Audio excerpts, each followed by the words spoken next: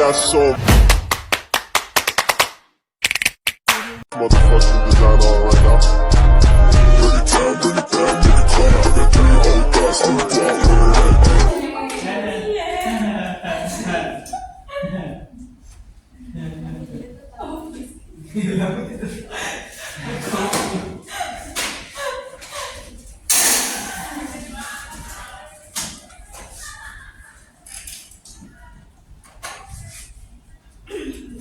Baik, assalamualaikum warahmatullahi wabarakatuh.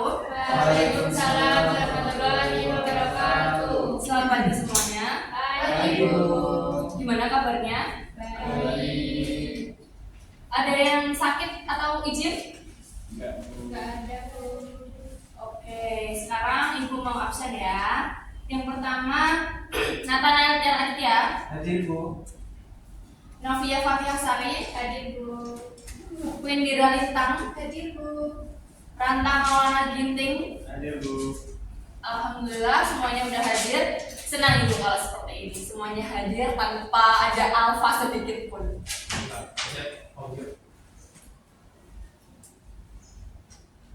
Baik, sekarang sebelum kita memasuki pembelajaran pada pagi hari ini, Ibu akan sedikit mereview tentang materi kemarin, yaitu tentang sistem pembayaran dan uang sebagai alat pembayaran. Nah, sekarang bisa ada yang mau menjelaskan kepada Ibu tentang apa itu sistem pembayaran? Saya, Bu. Ya, silakan Mbak Novia. Sistem pembayaran adalah sistem yang mencakup seperangkat aturan, lembaga, dan mekanisme yang dipakai untuk melaksanakan pemindahan dana guna memenuhi suatu kewajiban yang timbul dari suatu kegiatan ekonomi. Ya, benar sekali. Beri tepuk tangan buat Mbak Novia. Oke, selanjutnya Ibu akan kasih satu pertanyaan lagi. Mengapa uang dijadikan sebagai alat pembayaran? Saya, Bu. Oke, silakan Mbak Lintang. Jadi kenapa uang dijadikan alat pembayaran? Karena untuk mempermudah dalam mendapatkan barang dan jasa yang diperlukan. Manusia memerlukan alat pembayaran yang dapat diterima semua orang, yaitu berupa uang. Uang dapat digunakan untuk melakukan pembayaran pada masa yang akan datang.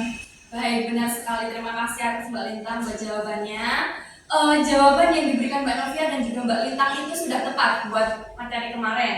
Nah, jadi Ibu rasa buat materi kemarin itu saya anggap kalian itu udah paham dan juga kalian pasti belajar terus kan ya di rumah pastinya. Nah, sekarang buat hari ini kita akan mempelajari tentang yang masih bersangkutan dengan materi kemarin, yaitu tentang alat pembayaran. Nah, alat pembayaran itu kan dibedakan jadi dua. Yang pertama non tunai, ada juga tunai. Nah, buat pertemuan kali ini kita akan membahas atau mempelajari lebih lanjut tentang pembayaran secara non tunai dan juga apa sih jenis-jenis pembayaran tunai itu. Nanti Ibu akan tampilkan sebuah video tentang alat pembayaran non tunai.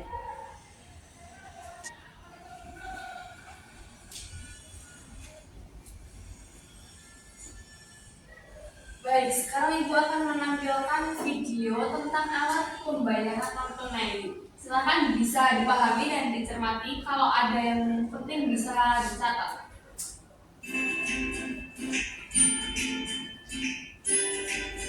Kebanyakan saat berbelanja online, kamu sering menggunakan e-banking untuk membayarnya kan? Tahu nggak kalau e-banking itu salah satu contoh pembayaran non tunai loh? Seiring dengan perkembangan zaman, uang itu bukan hanya berbentuk fisik, seperti yang sering kita miliki dan dimasukkan ke dompet. A few moments later. Oke, semoga bermanfaat. Sampai jumpa.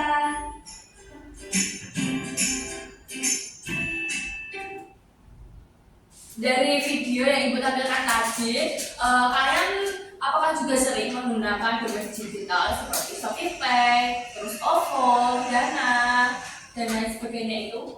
Saya dulu sering pakai ShopeePay buat Shopee Food. Wah, ini berarti ShopeePay-nya Mas Mata isi terus ini berarti. Alhamdulillah, Bu, kalau kita setelah Tuhan.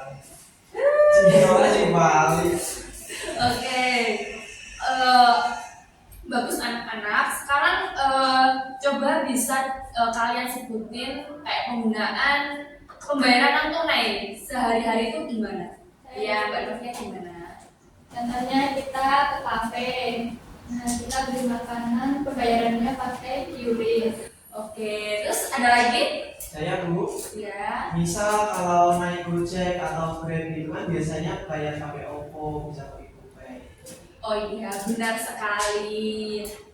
Ini pasti kalian itu kan anak-anak muda zaman sekarang ya, pasti itu nggak asing apa itu namanya e-money kayak ShopeePay tadi, Gojek lagi itu apa namanya GoPay, nah OVO, Dana dan juga M-Banking. Kalian pasti punya ATM kan di HP-nya kalian masing-masing juga pasti ada itu M-Banking buat transfer pacarnya kah atau buat nge-GoFoodin dan lain sebagainya. Itu anak-anak muda zaman sekarang itu pasti kayak gitu.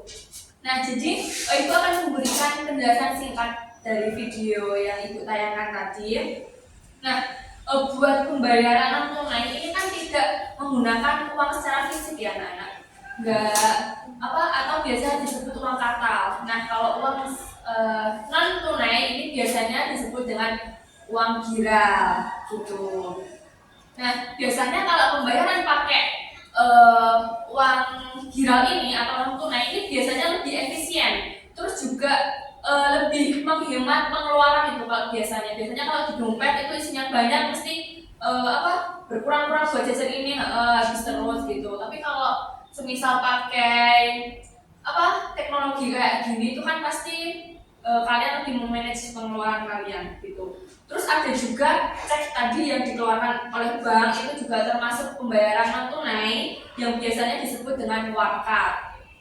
Terus ada juga bulian giro yang dikeluarkan oleh nasabah untuk memindahbukukan dari pemilik rekening atau rekening yang bersangkutan kepada yang penerima gitu. Terus juga masih ada lagi contoh-contoh lainnya yang sudah kalian lihat tadi di video yang Ibu berikan.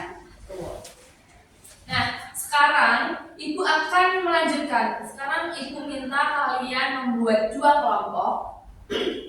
Nah, tujuannya Ibu membentuk kalian kelompok ini agar bisa berdiskusi buat sesama teman kalian untuk menyimpulkan dari video yang sudah Ibu berikan tadi, sama untuk mengatasi bagaimana cara kalian untuk mengatasi orang yang kurang update akan teknologi, orang-orang yang nggak tahu akan adanya e-money seperti OVO, ShopeePay, Dana dan lain sebagainya itu. Nah, gimana caranya kalian untuk mengatasi orang-orang tersebut gitu? Baik Bu. Yang paham cuma Mas Rantan Pak ini. Paham Bu. Biasanya kompak gitu loh. Paham nggak ini anak-anak? Paham Bu. Oke. Baik, sekarang sekalian yang membentuk kelompok, silahkan kalian berdiskusi apa kesimpulan dari video yang Ibu tandakan tadi dan juga permasalahan yang Ibu berikan kepada kalian dan cari solusinya. Ibu beri kasih waktu 5 menit dari sekarang.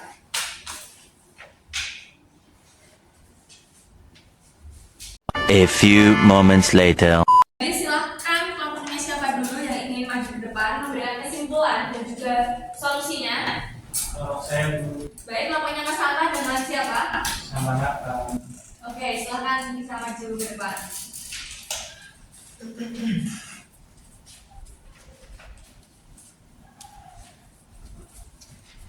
Baik, kelompok kami akan menyimpulkan dan memberikan solusi. Yang pertama, dari video yang telah dipaparkan oleh Bu Guru tadi bisa kami simpulkan bahwa alat pembayaran itu ada 2. Yang pertama tunai dan non tunai.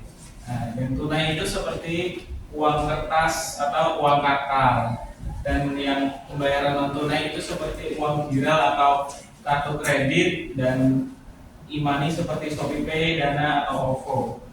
Sekian simpulan dari kami. Selanjutnya solusi untuk orang-orang yang kurang update tentang pembayaran non tunai.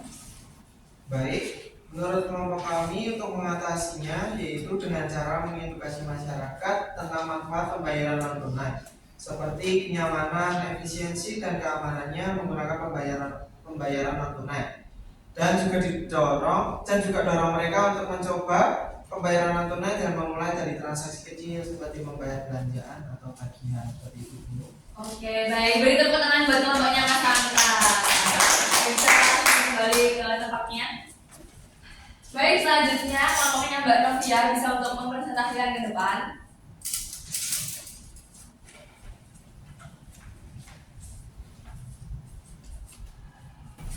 Jadi kesimpulan menurut kelompok kami tentang video tersebut yaitu alat pembayaran dibedakan menjadi dua, yaitu tunai dan non tunai.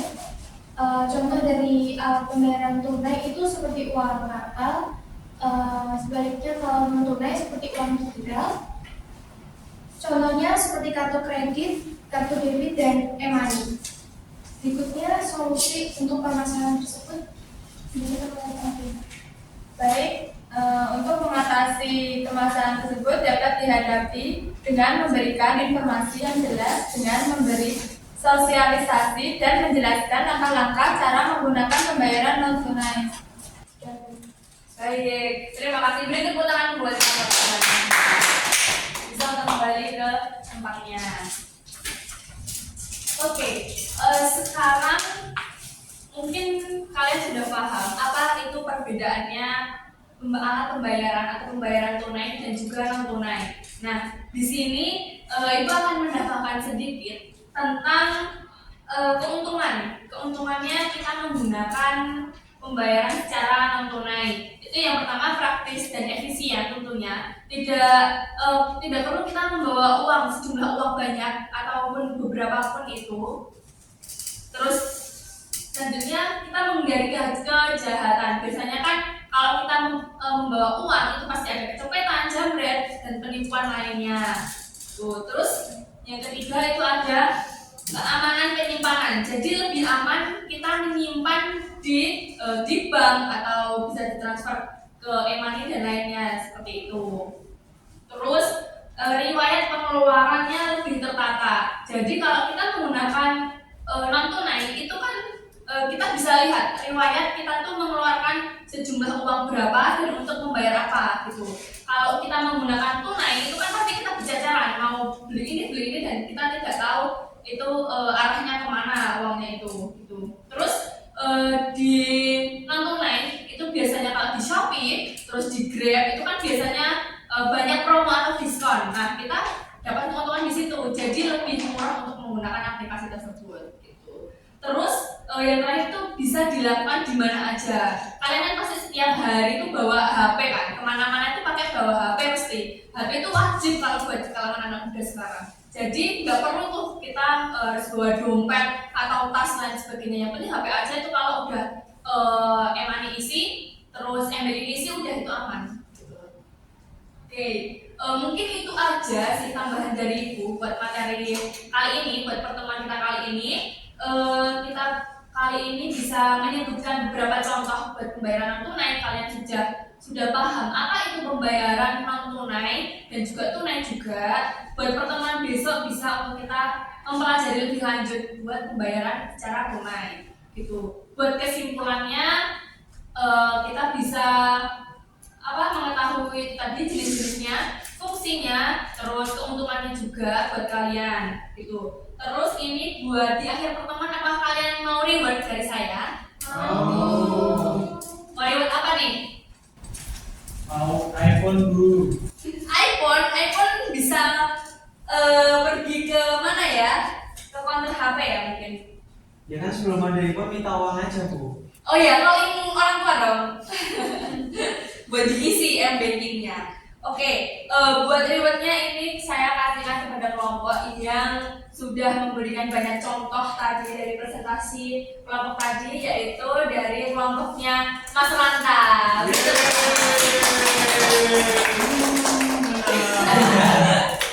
Oke, bisa maju ke depan. Nah, sekarang Ibu kasih ini barang yang sangat penting ya, yang jangan dinilai dari harganya ya. Ini itu adalah sebuah barang. Kalau kalian nggak pakai ini, kalian nggak bakalan bisa menulis tugas. Tidak bisa menulis tugas-tugas dari Ibu, tidak bisa untuk mengerjakan ulangan dari Ibu. Oke? Oke, Bu. Oke, Siap. satu-satu ya. Terima kasih, Bu. Oke, beri tepuk tangannya buat kelompoknya Mas. Bisa dulu kembali. Nggak terasa pertemuan kita sudah di ujung. jamnya udah menunjukkan pukul sekian, mungkin kalian bakal kangen kepada ibu karena sudah melewatkan jam pelajaran ibu udah habis. Mungkin kalau ibu ada salah kata, mohon maaf.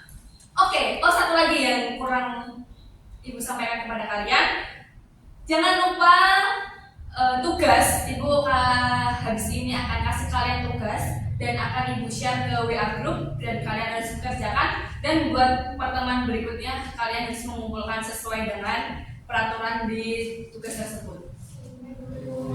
Oke, terima kasih anak-anak, makasih udah menghadiri kelas ibu. Jangan bosan-bosan ketemu ibu ya. Oke, bila ada salah kata ibu mohon maaf. Wassalamualaikum warahmatullahi wabarakatuh. Waalaikumsalam warahmatullahi wabarakatuh. Terima kasih, Bu. Terima kasih Bu. Terima kasih.